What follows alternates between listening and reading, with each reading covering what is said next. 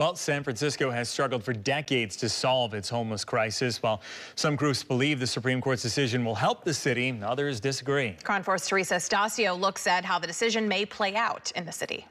Tackling the unhoused. Nearly 3,000 people currently live on the streets of San Francisco, according to the city's recent count, with Friday's Supreme Court ruling giving cities more authority to evict and possibly cite. Some, like San Francisco Mayor London Breed, say the decision is beneficial. But with this opportunity, we'll be able to do more to clean and clear our streets, especially for those who are refusing shelter and services with the city. For years, San Francisco has, and we will continue to utilize a balanced approach for addressing homelessness on our streets. San Francisco City Attorney David Chu adding the court's ruling broadens the city's powers in a positive way. We've always led with a compassionate shelter and services first approach, but also balancing that with needing to keep our streets safe and clean.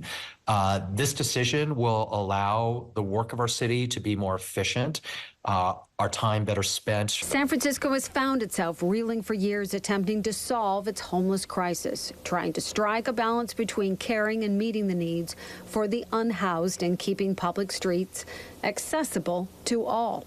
This decision is a huge blow to unhoused people in San Francisco who are already struggling to survive. Jennifer Fredenbach is the executive director of the Coalition of Homelessness. This decision is basically saying that it's okay to jail and arrest and fine and cite unhoused people who have no other choice but to be on the streets. No amount of criminalization is going to end homelessness. Only housing does that. Currently, the coalition has a lawsuit against the city fighting for the rights of those on the street. We would urge the city to follow its own policies. Nisha Kashyap is a lawyer with the group representing the current lawsuit.